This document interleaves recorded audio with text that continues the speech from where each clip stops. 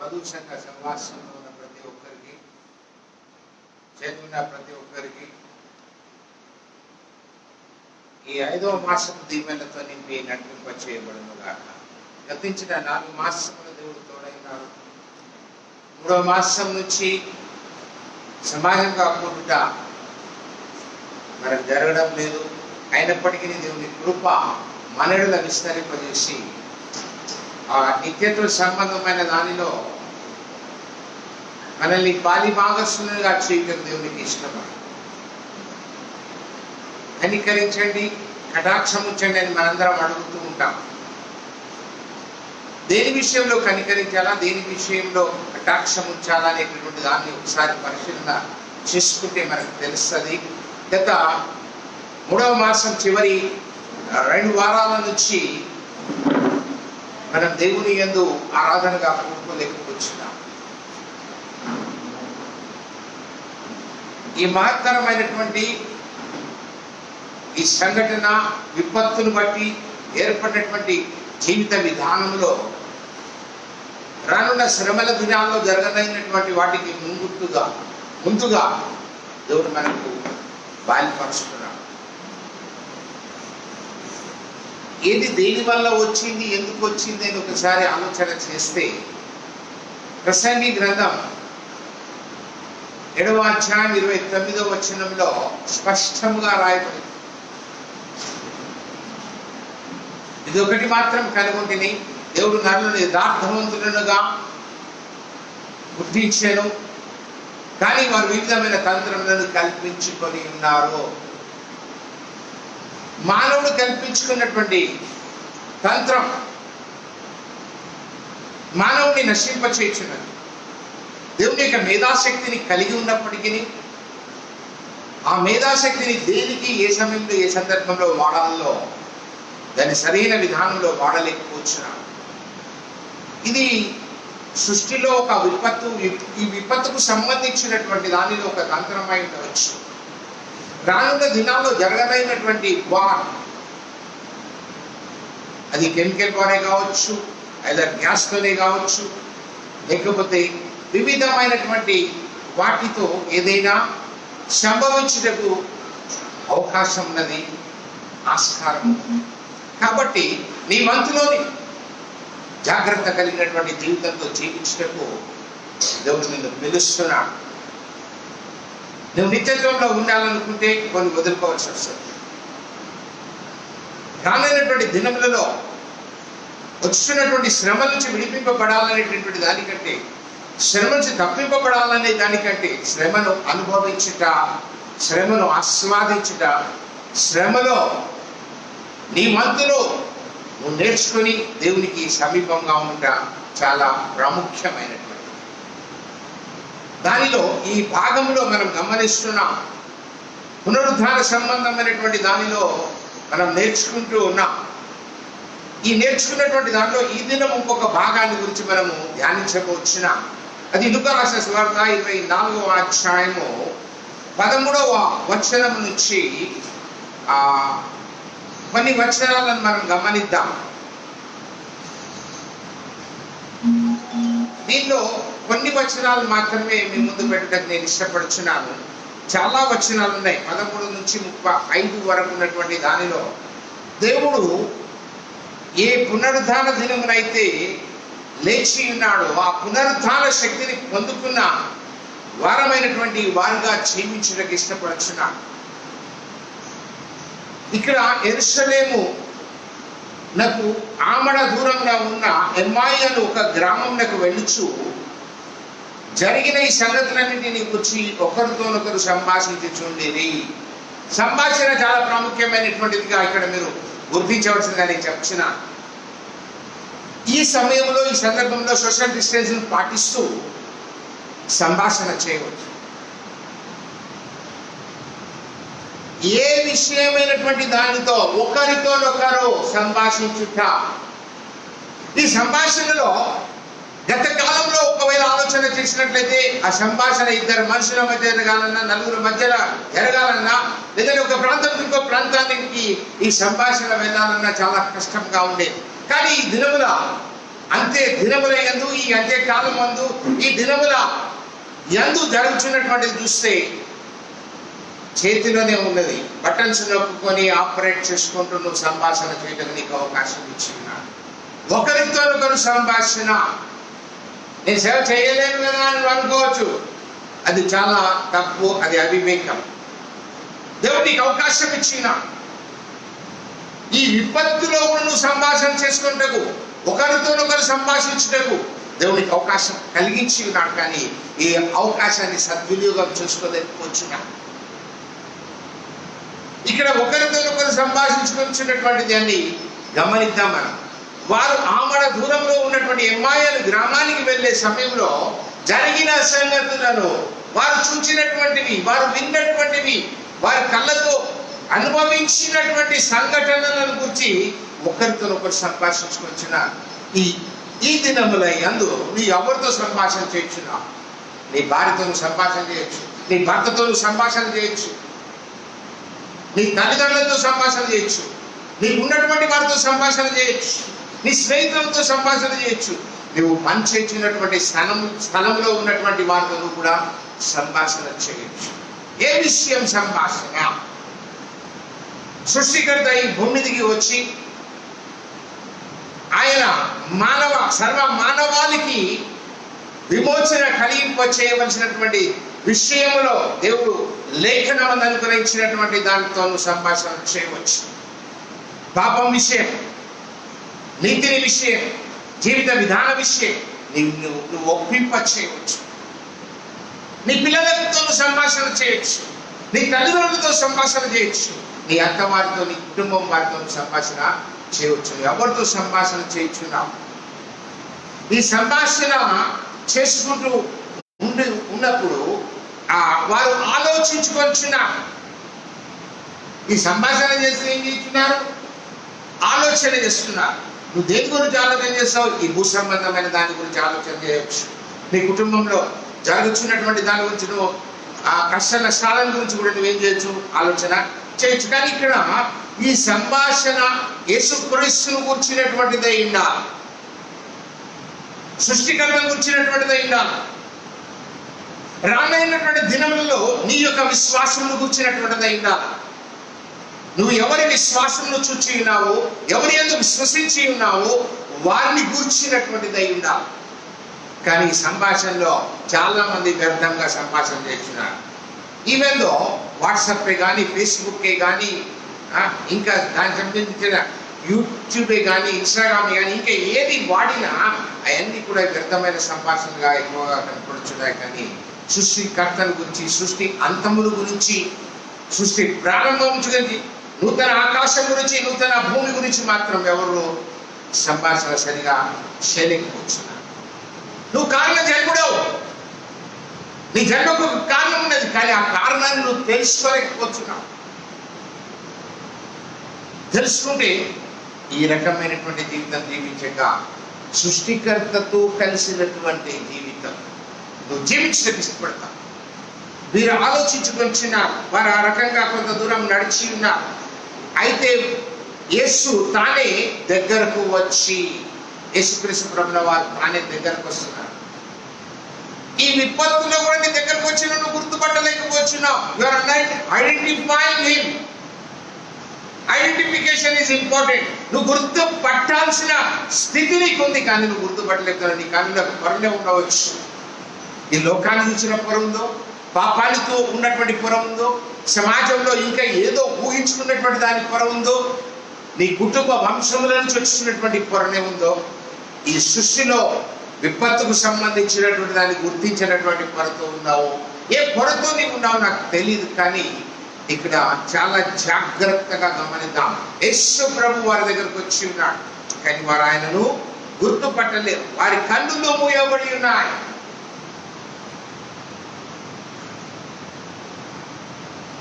కన్నులు మూయబడి ఉన్నాయి. బాగా గమనిద్దాం. మనం గుర్తుపట్టకపోతే గల కారణం మన కన్నులు మూయబడుతారు.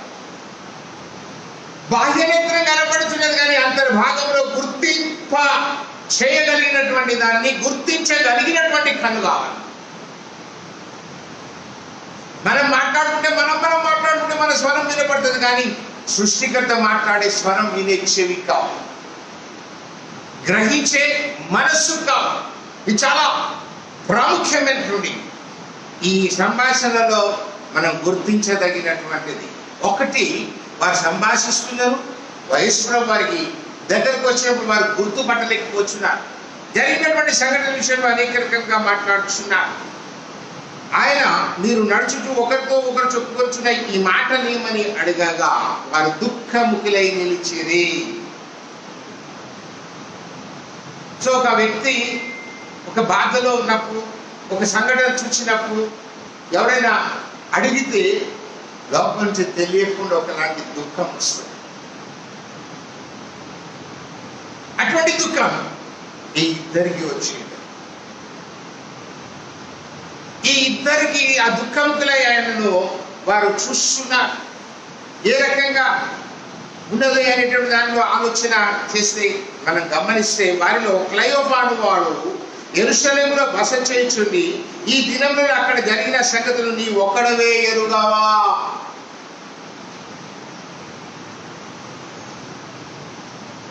ఒక గుర్తు తెలియని వ్యక్తి నీతో మాట్లాడుచున్నాడు. నువ్వు గుర్తుపట్టలేనటువంటి వ్యక్తినితో మాట్లాడుచున్నాడు. ఆ సంభాషణలో ఈ గుర్తుపట్టనటువంటి వారు ఈ సంగతులను ఒక్కడవే ఎరగవా? యెరూషలేములో బస చేయుచుండి.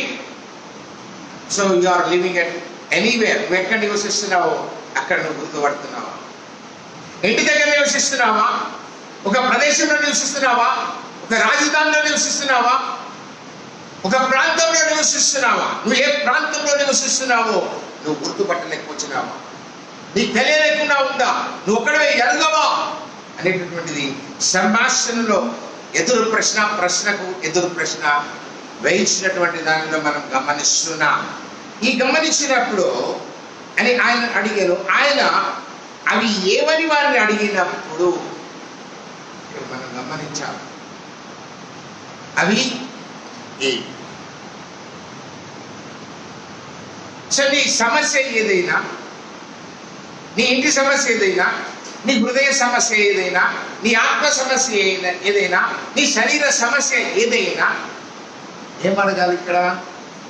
అవి ఏవి? ప్రత్యక్షతలో మారు రూపంలో మాట్లాడుతున్నప్పుడు అవి ఏమని అడిగినప్పుడు నువ్వు స్పష్టంగా ఆయనతో మాట్లాడలేకపోతున్నావు. దేవుడు నేను అడుగుతున్నాడు, కానీ నువ్వేం చేయలేకపోతున్నావు? నువ్వు గుర్తుపట్టలేకపోతున్నావు. ఆయన స్వరాన్ని సరిగా గుర్తుపట్టలేకపోతున్నావు. తిరిగి ఆయనే నిన్ను అడుగుతున్నాడు అవి ఏవి అని. So he want to know what they are discussing. మనం కూడా ఏం మాట్లాడుతున్నాం? పెళ్ళైనప్పుడు కొత్తగా భార్య భర్తలు ఏదో ఒకటి మాట్లాడతారు. స్నేహితులు ఇద్దరు కొత్తగా చేసినప్పుడు ఏదో ఒకటి మాట్లాడుకుంటూ ఉంటారు. ఎవరో ఇంటికి వెళ్ళినప్పుడు వాళ్ళు ఏదో ఒకటి మాట్లాడుతుంటారు. ఏదో ఒకటి మాట్లాడుకుంటే సంభాషణలు ఉంటాయి. అవి ఏంటిది ఏంటిది ఏంటిది ఏంటిది? నిన్న మాట్లాడింది ఏంటి, మొన్న మాట్లాడింది ఏంటి, గత మాసం గతించిన సంవత్సరం 2000 సంవత్సరాల కింద మాట్లాడినటువంటి మాటలు ఏంటి? తరం వెంబడి తరం గతించుతున్నది, కానీ మాట సజీవంగా ఉంది. ఈ మాట సజీవంగా ఉంది. ఆ సజీవ సంబంధమైన సంగతులు మనం మాట్లాడాలి. మనం మాట్లాడాలంటే నువ్వు మంచిగున్నావా, తిన్నావా, ఉన్నావా, కూర్చున్నావా, ఏం పట్టేసుకున్నావు, ఏం చేసినావు, ఈ సంభాషణతో టైం పాస్ ఓవర్ అవుతుంది తప్ప not earning in the spiritual life. ఆత్మీయకు సంబంధించినటువంటి విధానంలో ఎదగలేకపోతున్నా.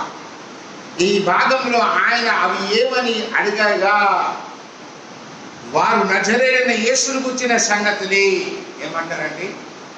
నజరేయుడైన యేసును గుర్చిన సంగతి వారు డిస్కస్ చేసేది.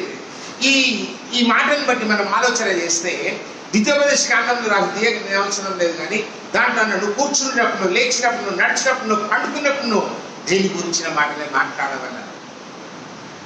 సో వాళ్ళిద్దరిలో ఆ మాటలు నెరవేర్చబడ్డాయి. వారు మాట్లాడుచున్నాయి నజరేయుడు యేసును గురించిన మాటలు. They are giving witness and here to Jesus Christ. ఇక్కడ ఈ సందర్భాన్ని మీరు గమనించండి. ఈ శిష్యులు ఇద్దరు కూడా యేసు ప్రభుల వారికి సాక్ష్యం ఇస్తున్నారు. They themselves giving the witness to Jesus Christ, but they are not identifying him. వారు ఆయన గుర్తించలేదు. నువ్వు గుర్తున్నోడికే చెప్తున్నాను అనుకుంటావు, నువ్వు తెలిసినోడికే చెప్తున్నాను అనుకుంటావు, లేదా నీ వంశంలో ఉన్నవాడికే చెప్తున్నాను అనుకుంటావు, నువ్వు ఇంకెవరికో చెప్తున్నాను అనుకుంటావు. కాదు, ఇక్కడ తెలియనటువంటి వారి మధ్యలో, ఎరగనటువంటి వారి మధ్యలో నువ్వు సంభాషణ ఏ రకంగా చేయాలో ఈ యొక్క భాగంలో దేవుడితో మాట్లాడుతున్నాడు. పరిశుద్ధాత్ముడితో మాట్లాడుతున్నాడు. He himself speaking. ఆయన తనంతట తానుగా ప్రత్యక్షమవుతున్నాడు, తనంతట తానుగా చెప్పుచున్నటువంటి మాటలు ఇక్కడ మనం నేను మిమ్మల్ని కోరుచున్నాను.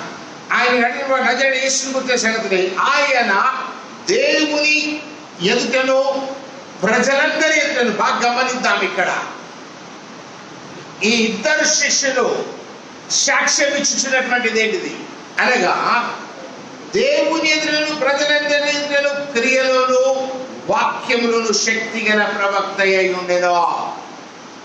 దిస్ ఇస్ ద ఇంపార్టెంట్, చాలా ప్రాముఖ్యమైనటువంటి. దేవుని ఎదుట ప్రజలందరి ఎదుట వారు ఎక్కడైతే నివసించినారో వారందరి ఎదుట ఆయన ఎటువంటి వాడని చెప్తున్నారు, క్రియలోను వాక్యములోను శక్తి గలవాడు. సో నీవు ఇప్పుడు రుజువుపరచాల్సింది ఆయన క్రియలను వాక్యంలోను శక్తి కలిగినటువంటి వారై నువ్వు సాక్ష్యం ఇవ్వవలసిందిగా దేవుడు నీతో ఇద్దరు మాట్లాడుతున్నాడు. టుడే ఇది సమాధాన సంబంధమైన సంగతులు తెలుసుకుంటున్నావు, దేవుడితో సమాధాన పడుతున్నావు, దేవుడు నీతో సమాధాన పరచుటకు ఆయన ఇష్టమై ప్రభువైన యేసు క్రీస్తునందు నిన్ను ప్రేరేపించి నిన్ను ప్రేమించి పిలుస్తున్నాడు. అందుకే ఈ అధ్యాయం చివరి భాగంలో రాయబడి ఉంటది ఏమనంటే 49వ వచనంలో ఒక మాట ఉంటుంది, చూద్దాం మనం.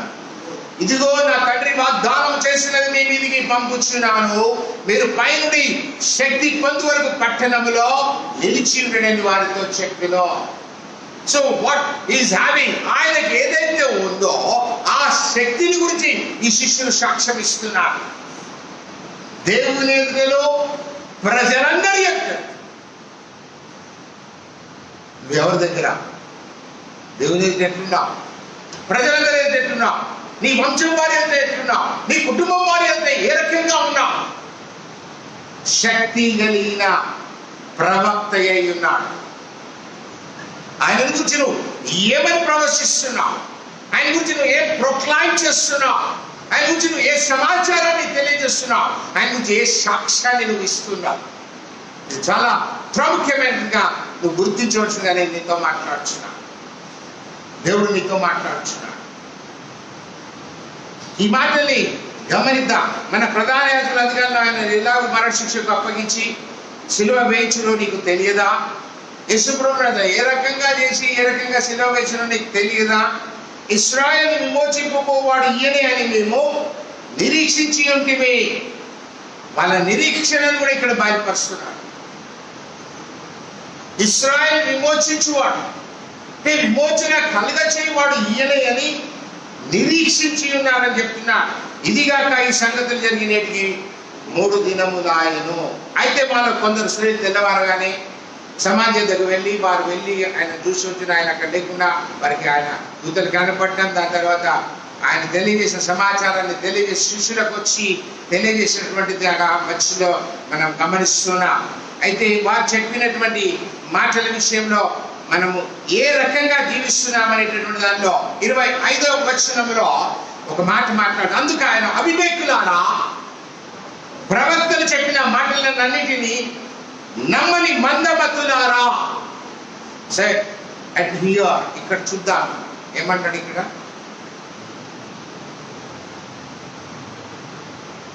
ఎవరితో మాట్లాడు. దేవుని సమాచారం తెలియజేస్తే నువ్వు నమ్మలేదు, ప్రవక్తలు చెప్పిన మాటల్ని నమ్మలేదు,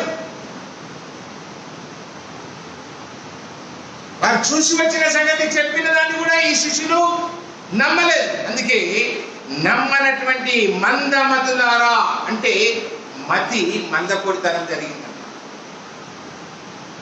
నువ్వు ఓవర్లుక్ చేస్తావు, వాక్యం వింటావు, అబ్బా మంచిగా చెప్పిండని అంటావు, కథ ఏమైపోయినావు, పక్కన జరిపేసావు. Simply your skipping. అక్కడికి వెంటనే ఏం చేస్తావు, దాన్ని దాటవేయించినావు.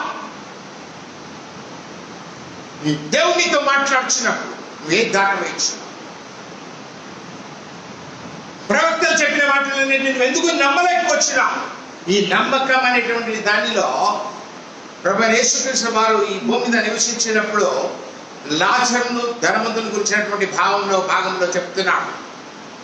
లాజరు చనిపోయి అబ్రహాము రొమ్మున ఆనుకొని ఉన్నాడు. ధనవంతుడు కింద దానంలో నరకంలో యాతన పడుచున్నాడు. ఆ యాతనలో నుంచి అబ్రహామును అడుగుచున్నాడు, నా తండ్రి పైన అబ్రహామా, లాజరు చేత ఒక చుక్క నీళ్ళలో ఉంచి నా నాలుకలను చల్లార్చడానికి పంపించమని అడుగుచున్నాడు. అయితే అక్కడి వారు ఇక్కడికి, ఇక్కడి వారు అక్కడికి వచ్చే అవకాశం లేదు. మధ్యలో పెద్ద అగాధం ఉన్నదని అన్నాడు. అయితే కింద నాకు 5 సహోదరులు ఉన్నారు, వారు ఈ యాతన పడే స్థలానికి రాకుండా నిమిత్తమై ఎవరినైనా ఒకరిని పంపించమని అన్నా, లాజరుని పంపించమని అంటున్నాడు ఆ ధనవంతుడు. అట్లనే కిందకి వెళ్ళినటువంటి వారు, యేసుని గురించి తెలిసినటువంటి వారు ఒకవేళ యాతన పడుతుంటే వాళ్ళు కూడా అడిగినా కానీ ప్రయోజనం లేదు. ఇక్కడ భూమి మీద ఉన్నటువంటి సేవకుల మాటలు, దేవుని వాక్యం ప్రకటించినటువంటి వారి మాటలు, దేవుని వాక్యాన్ని విని నమ్మాల్సిందే అని చెప్తున్నాడు. అందుకే ఇక్కడ వాక్యముల గురించి, లేఖనముల గురించి, ప్రవక్తలు మాట్లాడినటువంటి మాటల గురించి ఆయన స్పష్టంగా ప్రభువైన యేసుక్రీస్తే చెప్తున్నాడు. ఎవరు చెప్పలేని మాట. క్రీస్తు ఇలాగ శ్రమపడి తన మహిమలో ప్రవేశించిన అగత్యం కాదా అని వారితో చెప్పి, మోషేయు సమస్త ప్రవక్తలను మొదలుకొని లేఖనములన్నింటిలో తన్ను కూర్చిన వచనముల భావము వారికి తెలిపెను. దాంట్లో 2 భాగాలను మీకు నేను తెలియచేస్తాను. మొదటిదిగా ఆదికాండం 3:15 అక్కడ నీ సంతానమునకును స్త్రీ సంతానమునకును వైరము కలుగునని చెప్పినాడు. అది నీ మడిమ మీద కొట్టును, దాని తల మీద కొట్టుదు అని అన్నాడు. ఫ్రమ్ ద డే ఆన్వర్డ్స్, అప్పటి నుంచి ఇప్పటిదాకా కూడా అది ఆ యొక్క వైరము జరుగుతూనే ఉన్నది. ఆ వైరము నుంచి విమోచన కలిగింపచేయటకు తండ్రి అయిన దేవునికి ఇష్టమైన అందుకే ప్రభువైన యేసుక్రీస్తుని భూమికి పంపినాడు. ఏ సంతానంతో వైరం? సర్ప సంతానం, దేవుని సంతానం. The poisonous. దీన్ని బట్టి ఆలోచన చేస్తే రానున్న దినాల్లో జరగలేనటువంటి విపత్తులు, రానైనటువంటి విపత్తులను ఇక్కడ తెలియజేస్తున్నాడు. కానీ నువ్వు దాన్ని గ్రహించలేకపోతున్నా, దాన్ని గుర్తుపట్టలేకపోతున్నా. దాని తల మీద కొట్టకపోతే అది నీ మడిమ మీద కొట్టునో అది విషయం నేరుగా నీ మీదకి ఎక్కుతుంది. ఈ విపత్తులో ఇది ఒక భాగం అయి ఉండొచ్చు. ఈ రానైనటువంటి విపత్తులు ఇంకా అనేకమైన ఉన్నాయి. కాబట్టి ఎవరితో ఎవరు వైరం?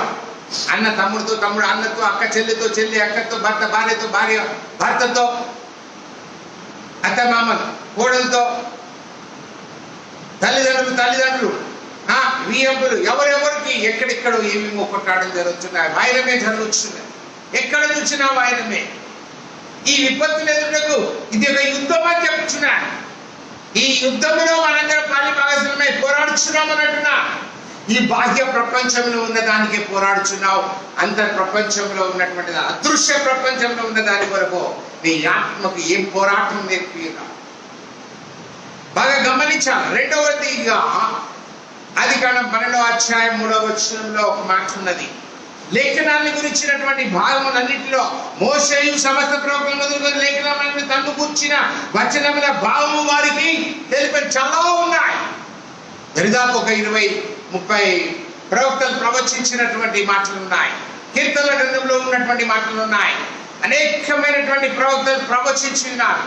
ఆ ప్రవచించినటువంటి లేఖనంలో ఉన్న మాటలన్నిటినీ ఈ ఇద్దరికి ఎత్తి చూపిస్తున్నాడు. యేసు ప్రభువారు నేర్పిస్తున్నాడు, తెలియజేస్తున్నాడు. ఆయన మారు రూపమై ఆయన వారితో మాట్లాడుచున్నాడు. నీతో కూడా ఆయన నీ ఆత్మతో కలిసి మాట్లాడుచున్నాడు. అబ్బా తండ్రి నాయన అని మొరపెడుచున్నావు, దేవా అని అంటావు. అబ్బా దేవా అయితే అమ్మా అని అంటావు. ఈ పిలుపులోని మాధుర్యం నువ్వు గమనిస్తే చాలా మంచిది.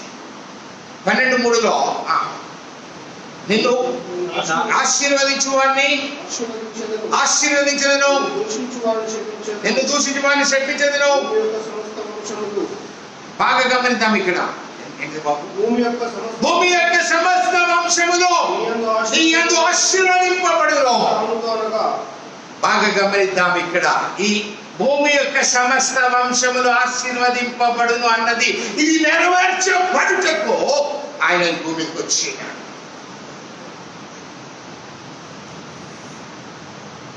No other God, no other person to bless the nations. ఈ భూమి మీద ఉన్నటువంటి ఈ రాజ్యములలో నివసించు వారందరి సమస్త వంశములను, ఆల్ ట్రైబ్స్, అన్ని వంశములను ఆయన ఆశీర్వదించినకు వచ్చినాడు. సమస్త వంశం దరిదాపుగా 6,000 చిల్లర భాషలు కలిగినటువంటి వారు ఉన్నారు. ఇన్ని భాషల్లో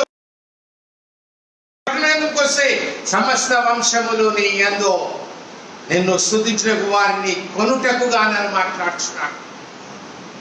ఆయన స్వరక్తం ఇచ్చి కొన్నట్టుగా ఈ లేఖనములన్నింటినీ తెలియచేస్తున్నాడు. ఈ భావములన్నిటిని గురించి వచన భావం వారికి వచనముల భావము వారికి తెలిపే. నాకెవ్వడు లేడు, నాకేం తెలియదు, నేను చదువుకోలేదు, నేను గుడికి పోలేదు, నాకు అది తెలియదు, నాకు ఇది తెలియదు, అట్లున్నదా ఇట్లున్నదా, అక్కడ జరిగినప్పుడు లేవు, ఇప్పుడు జరిగిన తర్వాత వచ్చినాయి. వాటి నుంచి ఏమో మాట్లాడుకుంటావు. అవన్నీ కూడా కొట్టివేసి ఉన్నాడు. దీని ద్వారా ఆయన మారు రూపంలో నీ దగ్గరకు వచ్చి మాట్లాడుతున్నాడు. ఆత్మరూపంలో వచ్చి మాట్లాడుతున్నాడు. ప్రవక్తల ద్వారా మాట్లాడుతున్నాడు, సేవకుల ద్వారా మాట్లాడుతున్నాడు. అనేక రకాలైనటువంటి వాటి ద్వారా ఆయన మాట్లాడుతున్నాడు. నువ్వు గుర్తుపట్టకపోతే ఆయన నీకు గుర్తు చేయటం గల కారణాలు కూడా ఇక్కడ కింది భాగంలో మనకు తెలియచేస్తున్నాడు. మనం గమనిద్దాం. ఇంతలో తాము వెలిచిన గ్రామము దగ్గరకు వచ్చేసింది. వాళ్ళు ఆయన ఇంకా కొంత దూరం వెళ్ళవాల్సినాడని గుర్తించి ఆయనను బలవంతం చేసి ఈ రాత్రికి మా దగ్గర ఉండమని ఆయనను అడుగుచున్నప్పుడు ఆయన వారితో కూడా ఉండుటకు లోపలికి వెళ్ళినాడు. నీతో ఉండుటకు ఆయన వస్తున్నాడు. నువ్వు పిలిస్తే నన్ను నువ్వు గుర్తుపట్టకుండా పిలిచిన ఆయన వస్తున్నాడు. You're not identifying him, but he's coming to you. ఆయన నీ దగ్గరికి వస్తున్నాడు, నీతో మాట్లాడడానికి వస్తున్నాడు, నీతో మాట్లాడుకుంటూ నీతో ఉండుటకు వస్తున్నాడు. నువ్వు ఎంతగా ఆయనను గుర్తిస్తున్నావు. ఆయనతో వారితో ఉన్న సంభాషణ, కొంతవరకు జరిగినటువంటి సంభాషణ, కొంత దూరం ప్రయాణం చేసినటువంటి దానిలో ఈ మాటల్ని మత్తయి సువార్తలో ఉంటాడు. ఒకడు నిన్ను 1 మైలు రమ్మంటే 2 మైళ్ళు వెళ్ళమని చెప్తున్నాడు. ఆ లెక్కన మీకు గుర్తుందో లేదో నాకు తెలియదు కానీ but you have to remember that. ఒకరు నిన్ను 1 మైలు రమ్మంటే నువ్వు 2 మైళ్ళు వెళ్ళి. దేవుడు నిన్ను పిలుస్తున్నాడు, నీకు తెలియజేస్తున్నాడు. నువ్వు గుర్తింప తగిన విషయములో నువ్వు గుర్తించే దానిలో నిన్ను గుర్తింప చేయటకు ఆయన నీతో కూడా ప్రయాణం చేయించినాడు. వారు ఆయనను లోపలికి రమ్మని అడిగి ఉన్నారు. ఎందుకంటే ఇన్ని లేఖనాల్ని చూపించి ఉన్నాడు. ముందేమో ఎరగవా, తెలియదా, ఇంకా జరగదా అనుకున్నటువంటి సంభాషణలో ఆయన లోపలికి రమ్మన్నప్పుడు ఆయన వెళ్ళినాడు. ఆయన వారితో కూడా భోజనంలో కూర్చున్నప్పుడు ఆయన అప్పటి వరకు ఆయన ఎవరో కూడా చెప్తలేడు. నాకు తెలవాలా, నాకు కావాలా, నాకు అన్ని రావాలని అంటాం మనం అందరం ఒక్కోసారి అసందర్భంగా కానీ సందర్భంగా కానీ ఒక్కోసారి దాన్ని గుర్తుపట్టలేకపోతున్నాం. ఆయనే ఏం చేస్తున్నాడు? భోజనంలో కూర్చున్నప్పుడు ఏం జరుగుతుంది? అక్కడ ఒక రొట్టె పట్టుకొని స్తోత్రం చేసి దాన్ని విరిచి వారికి ఇచ్చినాడు. హల్లెలూయా, దేవునికి స్తోత్రం కలుగును గాక. సో ఇక్కడ స్తోత్రం గురించి చెప్తున్నా. ఈ హింసల్ ఆయన రొట్టెనెత్తి స్తోత్రం చేసి వారికి విరిచి ఇచ్చి ఉన్నాడు. విరిచి ఇచ్చినప్పుడు బాగా గమనిద్దాం ఏం జరుగుతున్నది అక్కడ. వారి కన్నులు తెరవబడ్డాయి. ఆయనను గుర్తుపట్టగలిగారు. బాగా గమనిద్దాం. ఇక్కడ వారి కన్నులు తెరవబడ్డాయి. ఆయన గుర్తుపట్టడు. వెంటనే ఆయన అదృశ్యమైపోయింది. సో ఆయన నీకు కనబడేంత మట్టుకు నిన్ను నంటి ఉంటాడు. నీకు అర్థమయ్యేంత మట్టుకు నీతో కలిసి ఉంటాడు. ఆయన నువ్వు గుర్తుపట్టేంత మట్టుకు ఆయన నీతో కలిసి ఉంటాడు. ఊపిరి ఆయనది, రూపం ఆయనది, స్వరం ఆయనది. దృశ్య అదృశ్య ప్రపంచములకు అధికారులైన వాడు ఆయన. సృష్టికి ఆది సంపుతుడు, అల్ఫా ఒమేగాలు ఆయనే. సర్వాధికారి, సర్వశక్తిమంతుడు, సర్వోన్నతుడు. అంతటి స్థితిలో ఉన్నటువంటి వాడు ప్రవక్తలు ప్రవచించిన వాక్కులన్నిటినీ నెరవేర్చుటకు భూమికి వచ్చినాడు. భూమికి వచ్చి ఆయన ఆరోహణం కాకముందో ఆయన తన శిష్యులకు ఆయన దాన్ని రుజువుపరిచి వారికి కనపడి వారితో సంభాషించి వారికి అన్నీ తెలియజేసినట్టుగా మనం ఇక్కడ చూస్తున్నాం. ఆ భాగంలో చాలా మాటలు గమనిద్దాం. మనం వెంటనే గుర్తుపట్టిన అంతటా ఆయన వారికి అదృశ్యుడు. ఆయన డిసప్పియర్, అపియరింగ్ అండ్ డిసప్పియర్, మారు రూపంతో ఉన్నటువంటి వ్యక్తిని గుర్తుపట్టిన తర్వాత అనంతరం ఆయన గుర్తుపట్టిన తర్వాత మనకు అనవసరం. ఆయన చూసినా నీ కన్ను చూడాలి, నీ కన్ను తెరవబడాలి, నీ మనసు తెరవబడాలి. పోయిన వారంలో మనసును తెరిచే దాని గురించి నేర్చుకుని దాంట్లో కన్నులు కూడా తెరిచే దాని గురించి కూడా మాట్లాడినా. కానీ ఈ ఎంఐ అనే గ్రామం వెలిచినటువంటి ఈ ఇద్దరు శిష్యులకు దేవుడు ప్రత్యక్షమై మారు రూపంలో కనపడి, ఈ మారు రూపం గురించి కూడా ఈ భాగంలో రాయబడిన తల్లి స్పష్టంగా తెలుస్తుంది. కాబట్టి నువ్వు గుర్తుపట్టి ఆయనతో కలిసి జీవించడానికి ఇష్టపడు. తర్వాత ఆయన అదృశ్యమైపోయిన తర్వాత ఈ శిష్యులు మాట్లాడుచున్నాడు. వారికి బంట కలిగినటువంటిదిగా కనపడుచున్నది. బాగా గమనిద్దాం మనం 32వ వచనంలో. ఆయన త్రోవలో మనతో మాట్లాడుతూ లేఖనంలో మనకు బోధపరచుచున్నప్పుడు మన హృదయంలో మనలో మండుచుండలేదా అని ఒకరితోనొకడు చెప్పుకునేది. అన్ని జరిగిన తర్వాత కూడా నువ్వు ఏం చేస్తలేవు, ఒక్కడితోనొకడు కూడా చెప్పుకుంటుంది. ఇప్పటికీ సంఘంలో ఉన్నవారు చెప్పుకుంటలేరు, కుటుంబంలో ఉన్నవారు చెప్పుకుంటలేరు, లోకంలో ఉన్న వారికి చెప్పలేకపోతున్నారు, సమాజంలో ఉన్న వారికి చెప్పలేకపోతున్నారు, చుట్టుపక్కల ఉన్న వారికి చెప్పలేకపోతున్నారు. వారు గుర్తుపట్టకపోయి వారు గుర్తుపట్టే అంత మట్టుకు విశ్వసించినటువంటి వారు, అతనితో కలిసి నివసించినటువంటి వారు, సంఘంలోకి వచ్చినటువంటి వారందరితో దేవుడు మాట్లాడుతున్నటువంటి మాట, సంభాషణ, ఆలోచన అవి ఏమని అడిగినప్పుడు నువ్వు స్పష్టంగా చెప్పాలి. ఆయన దేవుని ఎదుటను ప్రజలందరి ఎదుటను క్రియలోను వాక్యంలోను శక్తి గలవాడైనాడు. అదే రకమైనటువంటి శక్తిని ఆయన మనకు అనుగ్రహించి ఉన్నాడు. ఆ శక్తిని పొందుకున్న వారిని యావత్ ప్రపంచంలో, మన తెలుగు వారే కాదు, యావత్ ప్రపంచంలో ఉన్నటువంటి భాషల వారికి నువ్వు సంభాషణతో చెప్తావు. ఏ సంభాషణతో చెప్తావో నాకు తెలియదు. నువ్వు నేర్చుకునే చెప్తావు, లేదంటే ఇద్దరు ఎవరైనా సంభాషణ చేసుకుంటే వారితో మాట్లాడి వారు గుర్తుపట్టేంత మట్టుకు వారిని వెంటనే ఎన్నటి ఉండి అట్టి స్థితిలో దేవుని పరిచయం చేసి ఎరగని వారికి ఎరిగిన వారికి నీ వంతులో నువ్వు సహాయం చేయి. సృష్టి గురించి, సృష్టి అంతముల గురించి, సృష్టి యొక్క ఆరంభం చెంతవరకు జరగలేనటువంటి దాని గురించి లేఖనముల ప్రకారం, ప్రవక్తలు పలికిన మాటల ప్రకారం నువ్వు విశదపరిచి జీవించున్నట్లును, నీవు దేవునితో యుగంలో ఉన్నట్లును అట్టి స్థితిలో నేను దేవుడు ఆశీర్వదించి నింపి నడిపింప చేయుగాక. ఆమేన్. తలను వంచుగా కన్ను మూసుకున్నా. మహాప్రేమ కలిగినటువంటి మా ప్రియ పరలోకపు తండ్రి, మీ ప్రేమను బట్టి వందనాలు, స్తోత్రాలు. నమాజ్ జీవితంలో నాకు మాకు అనుగ్రహించినటువంటి ఇటు మాత్రమైన అవకాశం నిమిత్తమై స్తోత్రం తెలుస్తున్నాం. విన్న ప్రతి ఒక్కరిని దీవించండి, ఆశీర్వదించండి. నమ్మకమైన జీవితం జీవించడానికి మీ కృపా సహాయం దయచేయండి. సకల ఆశీర్వాదాలు ఇవ్వండి ప్రభా. మీరు మారు రూపంలో మా దగ్గరకు వచ్చినప్పుడు, మేము గుర్తుపట్టలేని కంటితో ఉన్నప్పుడు మాకు అన్ని వచనములను వివరించి వాక్యములను తెలియచేసి మా కన్నులను తెరచి మా మనసును తెరచి మీతో కలిసి యుగ యుగములు నివసించులాగున మాకు కనపడి అదృశ్యమై మేము గుర్తుపట్టిన వెంటనే మేము చేయాల్సినవి చేయించున్నట్టుగా చేయులాగున మాకు అనుగ్రహించినటువంటి దాన్ని మేము చేయుటకు నీ కృపా సహాయం దయచేయండి. కూడిన బిడ్డలందరికీ తెలిసిన బిడ్డలందరికీ నీ కృప మీరు అనుగ్రహించి నడిపించి దీవింపచ్చి ఈ ఆరాధన సంబంధమైన దానిలో పాలిభాగస్తులైన ప్రతి ఒక్కరిని ప్రత్యేకంగా ఆశీర్వదించి వారి వంశంలో వారికి వారి కుటుంబంలో వారికి ఇద్దరు కలిసిన నలుగురు కలిసిన వారి సంభాషణ క్రైస్తును గురించినటువంటి సంభాషణ ఇన్నవల్లని చెప్పుచున్నాడు. రోమిలకు రాసిన పత్రికలో కూడా స్పష్టంగా మాట్లాడుచున్నాడు.